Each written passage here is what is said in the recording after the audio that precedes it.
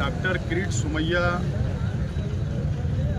मालेगांव शहर को टारगेट करने का काम आज से नहीं कई महीनों से कर रहे हैं और मालेगांव शहर को बदनाम करने का काम कर रहे हैं और खुसूसी तौर पर एक समाज को, एक कौम को बदनाम करने का काम कर रहे हैं।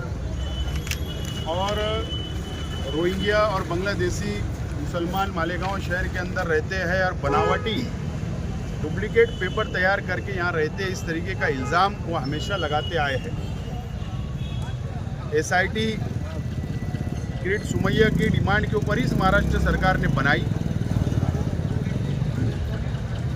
एसआईटी अपना काम कर रही है, लेकिन हम लोगों ने मालेगांव शहर के लेवल पर माइनॉरिटी डिफेंस कमेटी की बुनियाद हमने रखी।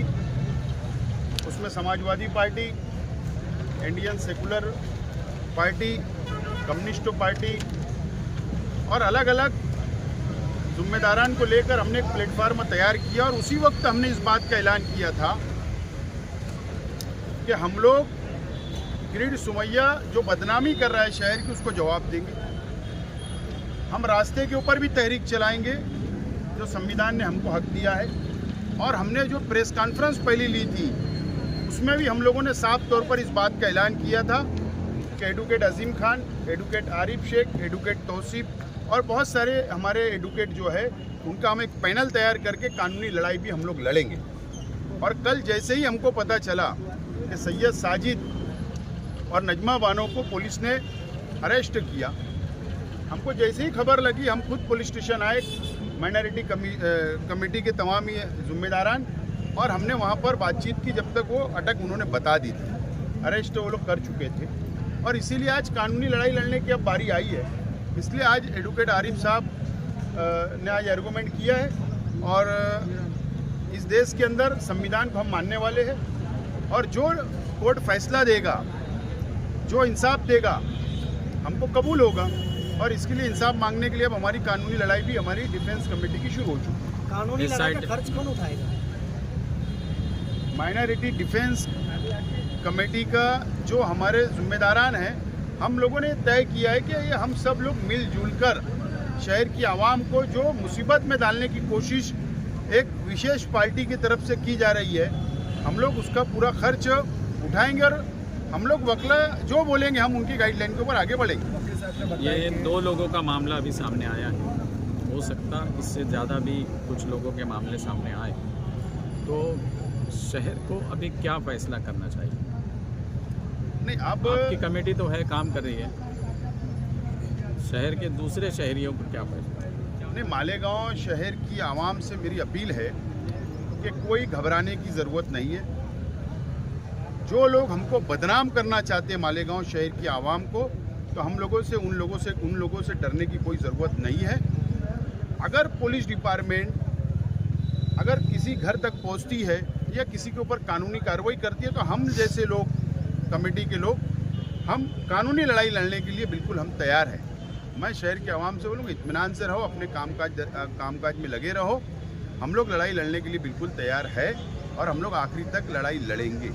सर ने कहा कि एफआईआर देख के ही लग रहा है कि इसमें पुलिस दबाव में है, सरकारी अधिकारी दबाव में है, तो प्रेशर के तौर पर मतलब एफआईआर बनाई गई है, पॉलिटिकल प्रेशर के तौर पर। तो क्या आप डिपार्टमेंट और सरकारी अधिकारी जो प्रेशर में काम कर रहे हैं, इनके खिलाफ कोई एक्शन लेंगे? कल जो गांधी पुतले के पास हमारा धरना आंदोलन हुआ है, हमने जो एहतजाज किया, हमारा वही मकसद था। एहतजाज करने का मकसद ये था कि डॉक्टर किरीट सोमैया मालेगांव शहर के अंदर आकर पुलिस डिपार्टमेंट पे दबाव बनाना, तहसील कार्यालय के डिपार्टमेंट पे दबाव बनाना, कारपोरेशन में जाकर दबाव बनाने का काम चल रहा है। और ये दबाव में हो रहा है, ये सब चीज़ें जो हो रही है दबाव में हो रहा है। और ये मैं इससे पहले भी कहा कि सामने इलेक्शन को सामने रखकर ये सब किया जा रहा है। बहरहाल हमारी जितनी हैसियत है, जितनी भी हमारी ताकत है सियासी तौर पर, पब्लिक की दुआओं से, पब्लिक के सपोर्ट से, हम हमारी ताकत की बुनियाद पर हम लोग कानूनी तौर पर भी और जमहूरी तौर पर भी हम लोग उससे लड़ने का काम कर रहे हैं। अब जिन लोगों के पास बड़ी बड़ी ताकतें होगी, अब वो लोग क्या कर रहे हैं हमें उससे कोई लेना देना नहीं। मौजूदा एमएलए की खामोशी को लेकर क्या कहेंगे आप? शहर पर एक खतरा ही है। ऐसा है कि ये शहर की आवाम ने अब सवाल करना चाहिए। हम लोग जब सवाल करेंगे तो फिर उसके अंदर सियासत हावी हो जाएंगी। बहरहाल ये शहर देख रहा है और शहर समझ रहा है। बहरहाल ये लड़ाई हमको शहर को बचाने के लिए करना है और हम लोग शहर को बचाने के लिए निकल चुके हैं। और हम सिर्फ मुसलमानों की बात नहीं कर रहे, बल्कि मालेगांव शहर, मालेगांव ताल्लुके हिंदू, मुस्लिम, सिख, ईसाई जो ये शहर के अंदर एक साथ रहते हैं, तालमेल से रहते हैं, भाईचारा से रहते हैं, जो शहर को बदनाम करने की कोशिश कर रहे हैं, तो पूरा शहर बदनाम हो रहा है।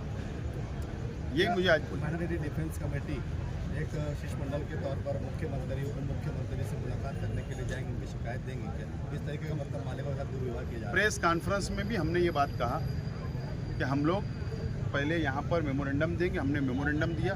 हमने कहा था कि हम लोग यहाँ पर धरना आंदोलन देंगे। 6 फरवरी तक हमने टाइम दिया है। 7 तारीख को हमारा धरना आंदोलन होगा। उसके बाद हम लोग मुंबई जाएंगे। अभी मुस्तकिम डिग्निटी साहब से मेरी बातचीत हुई फ़ोन पर। उन्होंने अबू आसिम आदमी साहब से टाइम मांगा है, वो जब भी टाइम देंगे। और उसके बाद नायब वज़ीर आला अजीत दादा पवार साहब से मिलना हो, मुख्यमंत्री साहब से मिलना हो, सरकार तक जाकर हमारी बात को हम रखने की पूरी कोशिश हम लोग करेंगे। ओके।